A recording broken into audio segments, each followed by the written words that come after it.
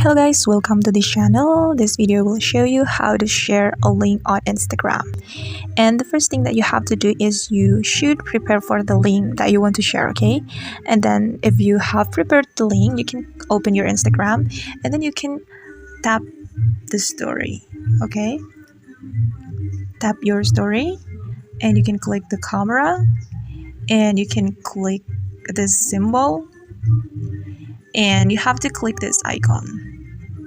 And there will be some options here and you have to choose a link and you can add your link right here and you can click done.